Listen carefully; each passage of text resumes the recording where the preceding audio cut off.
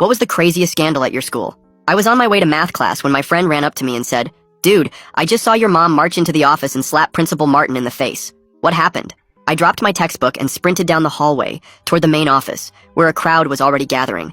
And I could hear my mother screaming while Principal Martin was shouting back that she'd assaulted him and he was calling the police. When I pushed through the crowd, I saw my mother standing there, with her face bright red and her hands shaking while Principal Martin held a tissue to his bloody nose, and the secretary was on the phone calling for security.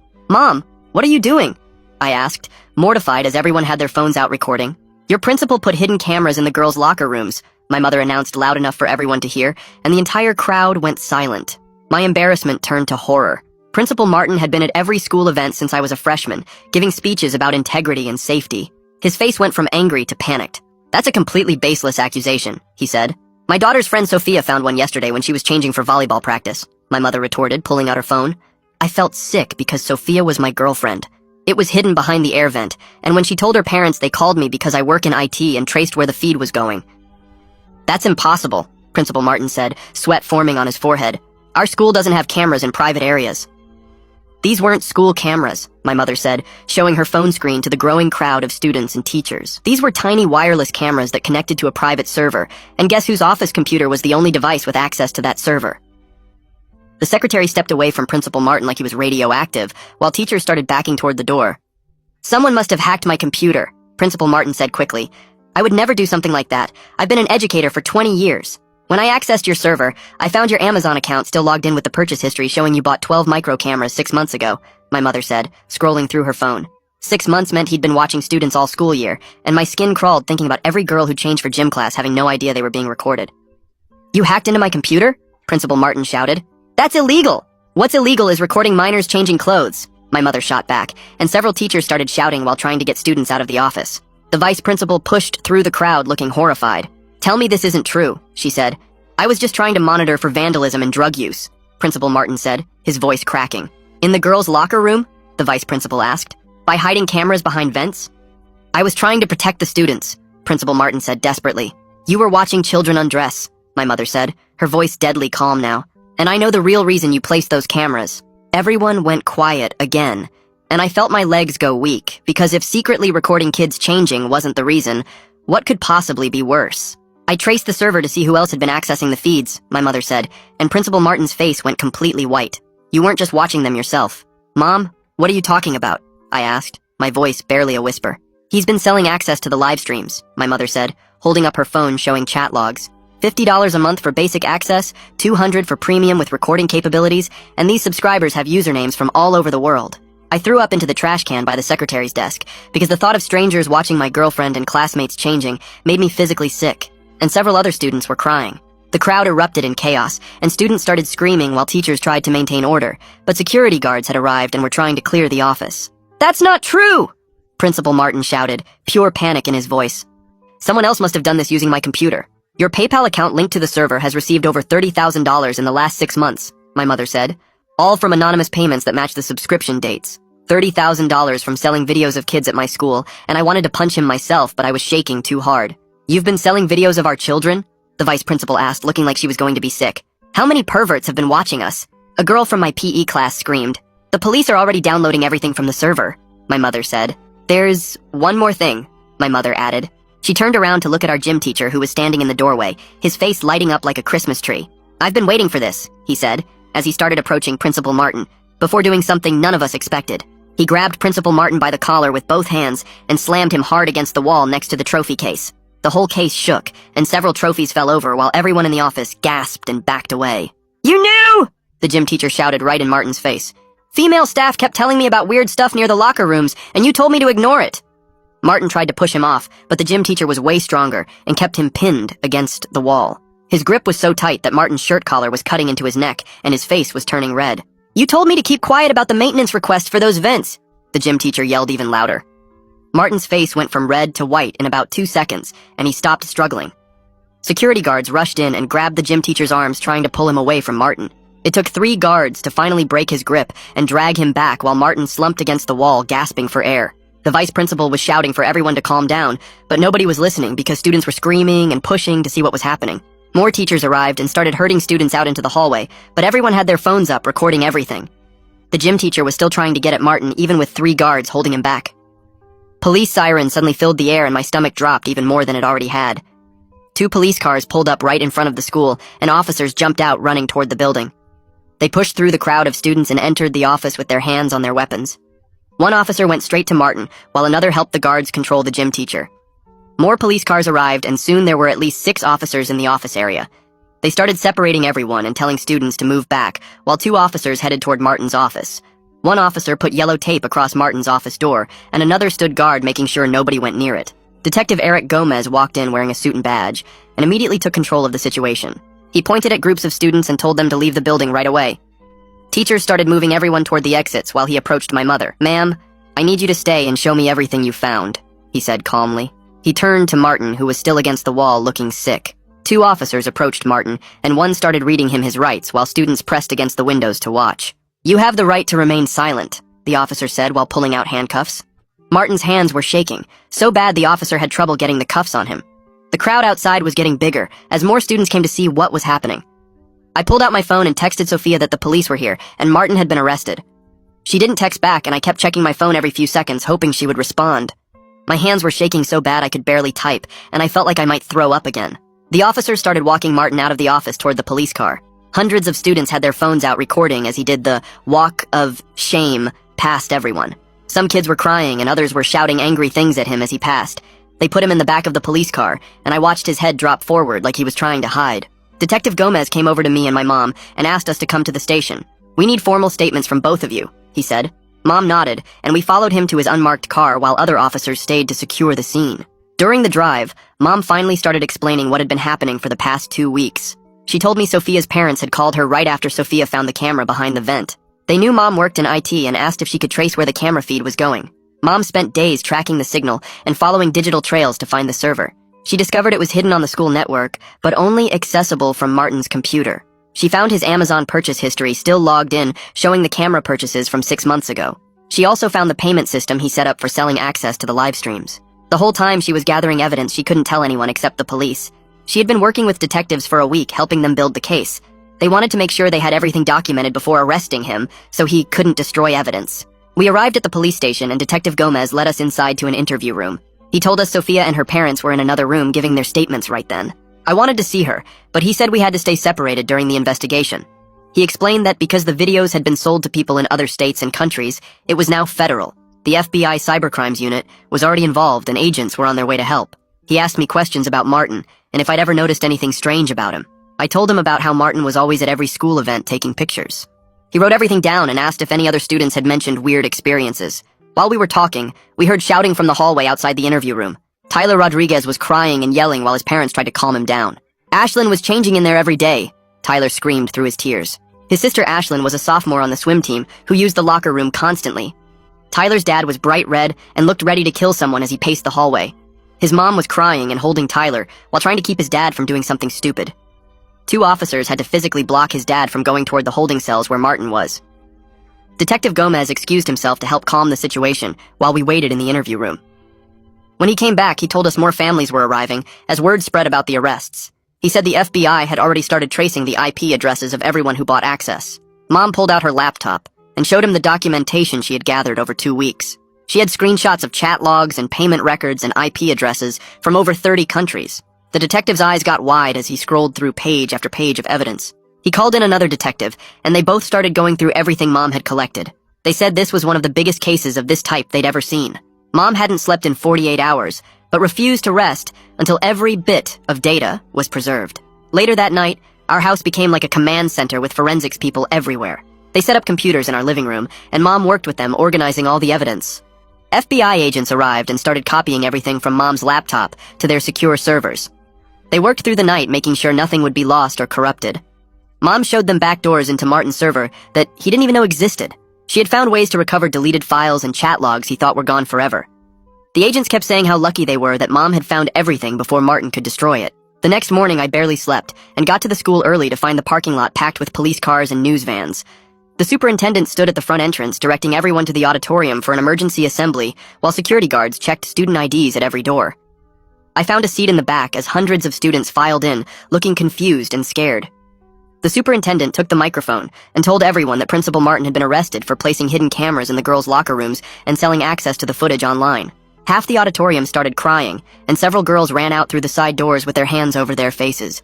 She promised the district would cooperate fully with law enforcement and bring in extra counselors to help students process what happened. April Stevens, our school counselor, was already setting up a crisis support center in the library with folding tables and boxes of tissues. Within an hour, the line of students waiting to talk stretched down the hallway and around the corner.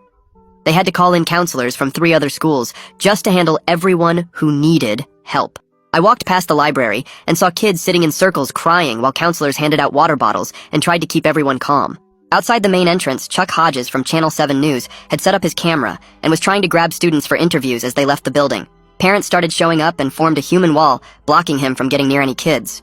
The school went into modified lockdown with nobody allowed in except students, staff, and parents with proper ID. Chuck kept shouting questions at people, but the parents stood shoulder to shoulder refusing to let him through. My phone buzzed and I saw Sophia had finally texted me back after being silent since yesterday. Just 3 words that made my stomach drop. I feel dirty. I texted back asking if I could see her or if she wanted to talk, but she replied that she needed time alone to process everything. I understood, but it hurt knowing she was going through this, and I couldn't help her. The FBI tech specialist arrived that afternoon in a black SUV and went straight to the main office with 2 other agents carrying computer equipment. They spent hours going through Mom's evidence, and the specialist confirmed everything she had found, plus discovered something worse. Martin hadn't just been selling basic access, but had been offering premium packages where subscribers could request specific girls or specific angles. Several students threw up when word spread about what that meant, and more parents showed up to pull their kids out of school immediately. Brody Nichols found me at my locker and told me his mom was on the school board and had known about previous complaints against Martin. She had dismissed them as disgruntled employee gossip and never investigated further. Now the board was facing serious questions about what else they had ignored or covered up over the years. 3 more girls came forward that day, saying they had noticed their gym clothes moved around in their lockers or items going missing. One girl said her sports bra disappeared twice, and she thought she was just being forgetful. The investigation expanded as detectives realized the cameras might have been just one part of what Martin had been doing. They started interviewing every female student who had PE or used the locker rooms in the past year. 2 days later, the news showed Martin's wife outside the courthouse filing for divorce and a restraining order against him. She told reporters she had no idea what her husband had been doing and was horrified to learn the truth. Their teenage daughter had already transferred to another district, and I felt terrible for her having to deal with this. Nobody deserved to have their dad turn out to be a monster who hurt kids. Dallas Curry, this expensive defense lawyer Martin hired, held a press conference on the courthouse steps, claiming Martin had mental health issues and needed treatment, not prison. The victim families who were watching erupted in anger, with one mom screaming that it was disgusting excuse-making for a predator. Ashlyn's mom was crying and yelling that her daughter had tried to hurt herself because of what Martin did. Detective Gomez called Mom that evening with more bad news about the investigation. He had discovered Martin used school funds to buy the cameras by claiming they were for security equipment on the purchase orders. The Financial Crimes Unit was joining the investigation to add embezzlement charges on top of everything else. Martin had stolen money meant for textbooks and computers to buy cameras to spy on kids. The detective said with federal charges for distributing across state lines, plus the embezzlement Martin was looking at spending the rest of his life in prison. Mom hung up the phone and just sat at the kitchen table staring at nothing while I made her eat something since she hadn't had a real meal in days. The whole town was talking about the scandal, and every day brought new horrible details about what Martin had done. Parents were organizing meetings to demand answers from the school board about how this could have happened for 6 months without anyone noticing. Students were walking around school like zombies, nobody could focus on classes, and teachers didn't even try to give real lessons. Everyone was just trying to get through each day, while the investigation kept expanding, and more victims kept coming forward with stories about Martin that made everyone sick. The school called an emergency parent meeting for that Thursday night, and the gym was packed with angry parents demanding answers about how this could happen for 6 months without anyone knowing. I sat in the back row with Mom while parents took turns screaming at the school board members who looked like they wanted to disappear into the floor. Alexa Pritchard stood up halfway through and announced she was organizing a lawsuit against the whole school district for failing to protect our kids. The room erupted, with some parents yelling that lawsuits would just hurt the school more, while others shouted that the district needed to pay for letting this happen. Parents started pushing and shoving each other while arguing about whether to sue or focus on healing, and the meeting ended with people literally screaming in each other's faces while security tried to break up fights. The next morning, our gym teacher got called into the office, and by lunch, everyone knew he'd been suspended pending investigation for not reporting his suspicions about Martin earlier. He pulled me aside after school looking defeated and told me he'd tried to document weird things he noticed, like Martin hanging around the girls' locker room. But when he brought it up to the vice principal, she threatened to fire him for spreading rumors about the principal. He showed me emails he'd saved where she told him to mind his own business unless he wanted to find himself looking for a new job. That same afternoon, Sophia's parents pulled up to the school, and I watched them pack her stuff from her locker into boxes while she stood there crying. She texted me later that night saying she couldn't handle being in the building where it happened, and her parents were starting homeschooling immediately. I told her I understood, but it felt like I was losing her when she needed support the most, and I didn't know how to help from a distance.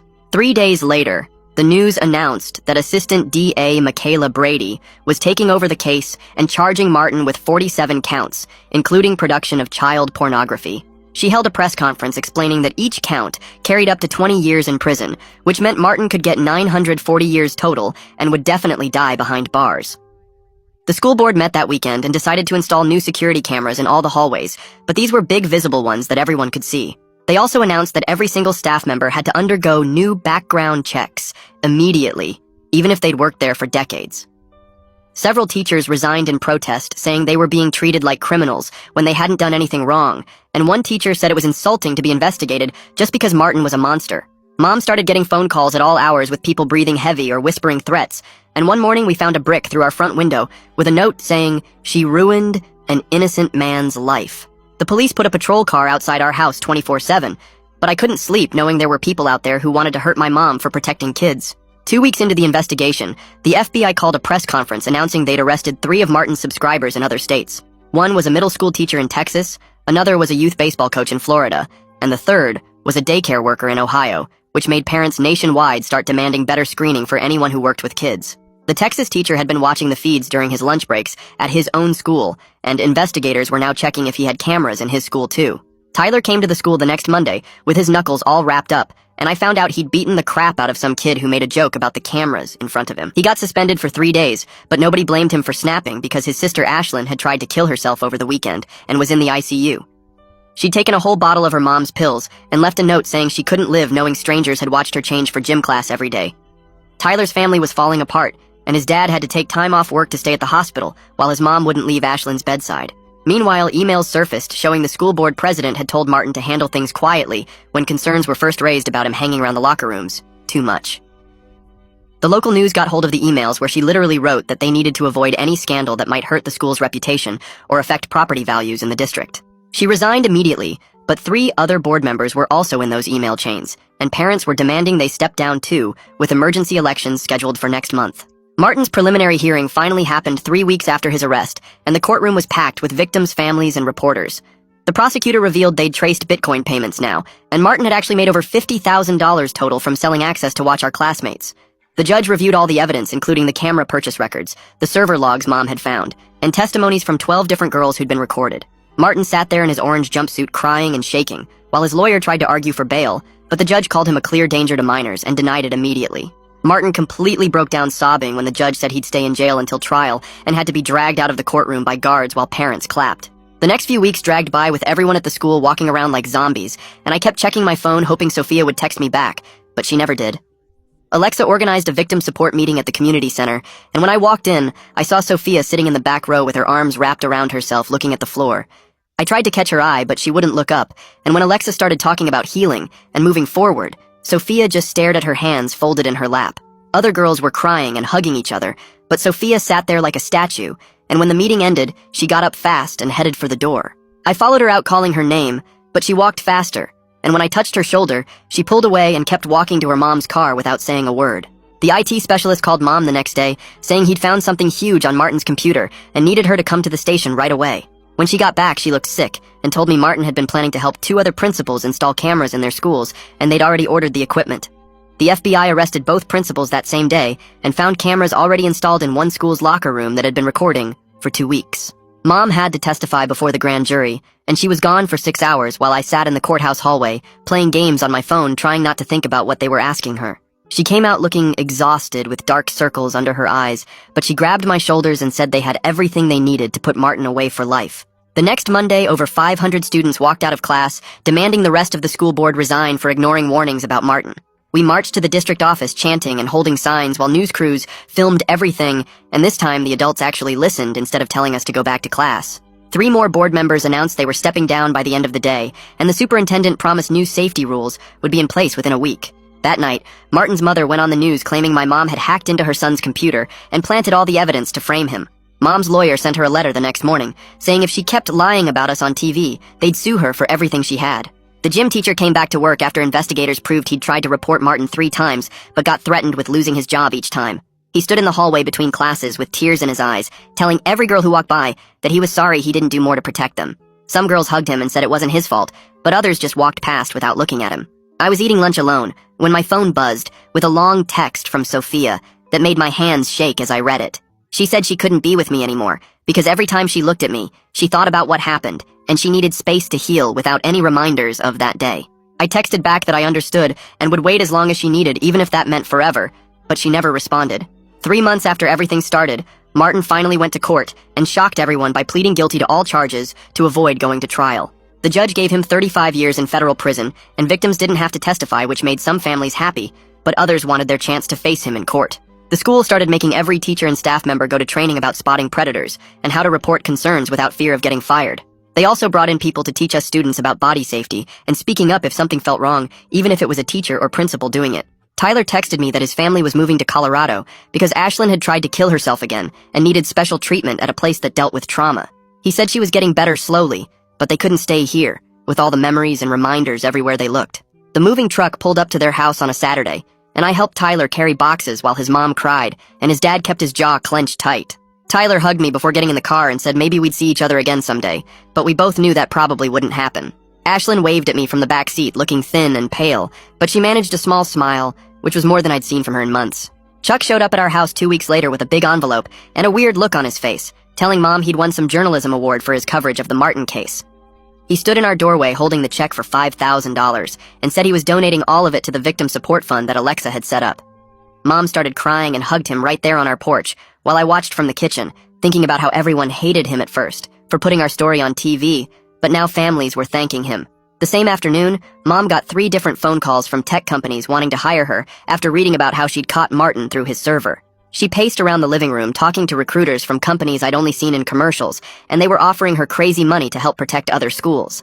One company wanted her to fly out to California next week for an interview, another said they'd double her current salary, and the third one offered to let her work from home designing safety systems for schools nationwide. She took the third job and spent the next month building software that could detect hidden cameras and suspicious network activity. I watched her work at her computer for hours every night, coding programs that would protect kids she'd never meet, turning our nightmare into something that might save others. The first Martin subscriber went to trial in Texas 3 weeks after Mom started her new job, and we watched the news coverage from our couch. The guy was some office worker who'd paid $200 a month for the premium access, and when they showed his face on TV, I felt sick all over again. The judge gave him 15 years, and he cried in court saying his life was ruined, but nobody felt bad for him. Some of the victims' families flew down to watch the trial and said seeing him get convicted helped a little, though others posted online that no amount of prison time could give them back what was stolen. Mom showed me the victim impact statements that got read in court, and we both cried reading about girls who couldn't change for gym anymore or dropped out of sports completely. Sophia texted me that night for the first time in weeks, just a short message saying she'd started seeing a therapist who specialized in this kind of trauma. She said the therapy was hard, but she was trying to work through everything, and sometimes she'd send me updates about small victories, like being able to walk past the gym without panicking. I wanted to text back more, but just said I was proud of her and thinking about her, which seemed to be what she needed. The school district announced the settlement amount at a packed board meeting where parents were screaming and crying. $3 million split between all the victims' families, which came out to about $75,000 per family after the lawyers took their cut. Some families said they were using it for therapy. Others were moving their daughters to private schools, and I heard Tyler's family was putting their share toward Ashlyn's treatment at that special place in Colorado. The state legislature passed new rules about background checks for school employees after our story made national news.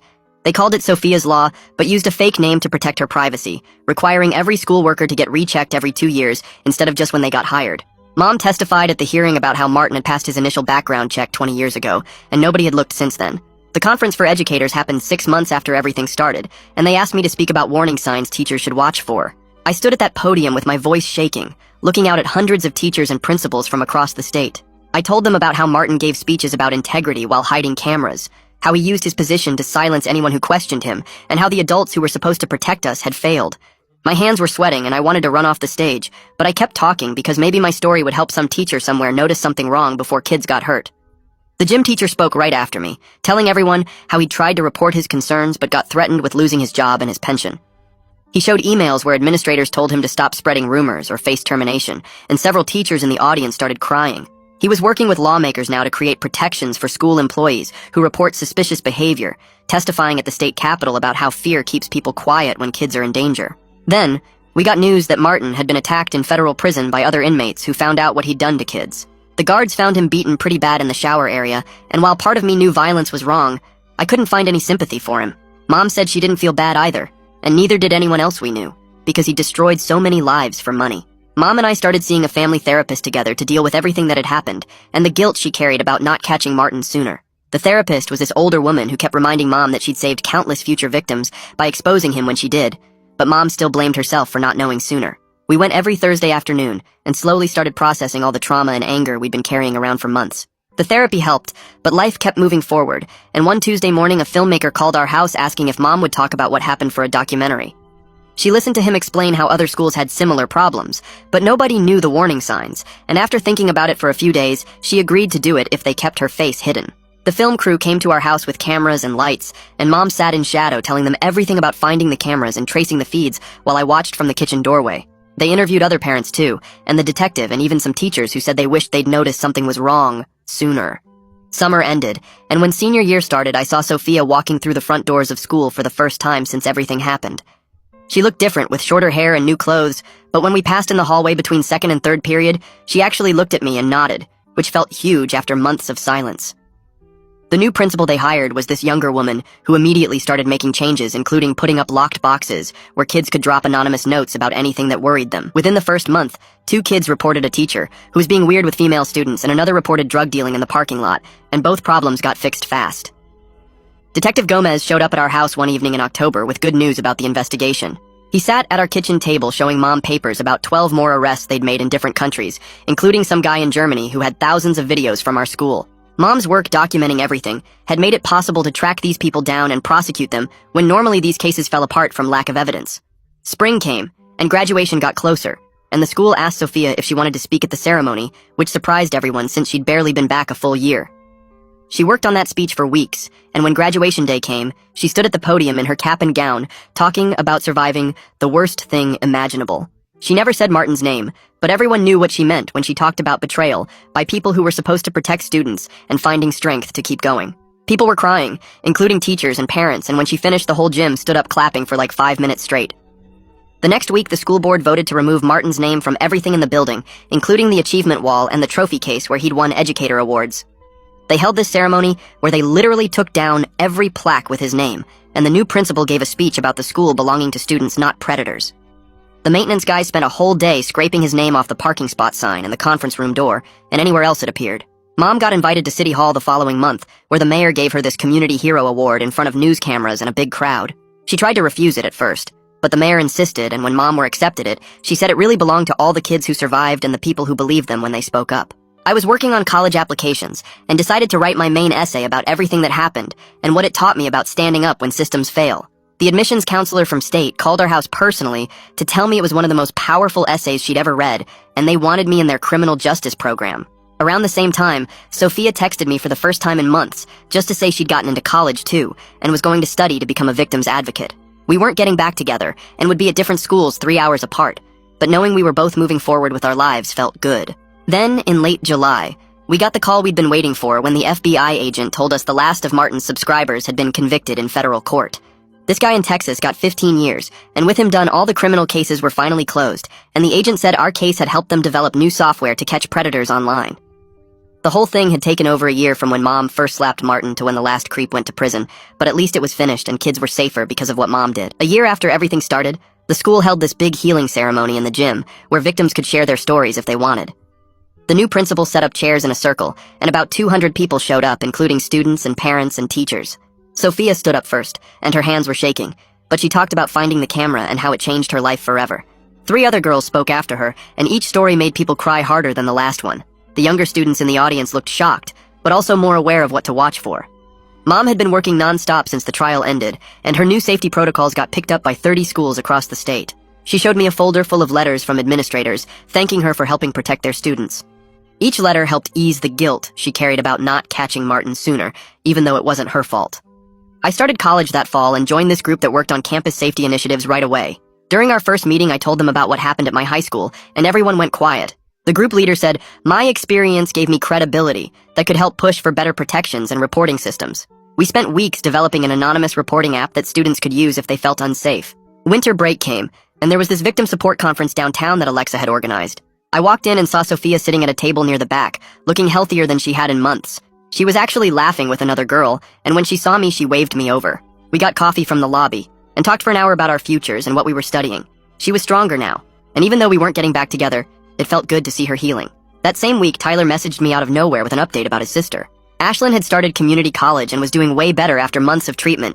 Their family found peace in a new city, where nobody knew their story and could start fresh. He thanked me for being there during the darkest time when his family was falling apart. Mom got called to the state capitol the next month to meet with legislators about her detection software.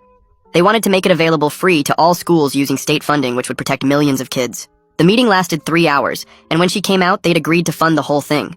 Martin's evil had somehow led to protecting kids nationwide, which felt like the only good thing to come from all this pain. 2 years after Martin's arrest, the school held a memorial ceremony where survivors planted a garden behind the gym. They brought in all these trees and flowers, and each victim got to plant something if they wanted. Sophia helped plant the centerpiece tree, and seeing her smile while digging in the dirt showed how far we'd all come. The garden would grow bigger every year, just like the survivors were growing stronger from what they'd been through. I chose to study cybersecurity in college because of everything Mom had done to catch Martin and his subscribers. My professors knew about our case and sometimes asked me to speak to their classes about online safety. Every predator we learned to catch in our coursework felt like honoring what the victims at my school had survived. The trauma we endured had become purpose, and that purpose drove me to specialize in protecting kids online. Thanks for sticking with me through all my questions and wonderings. It's always so interesting exploring this stuff together. Until we meet again, take care. Subscribe for more content like this.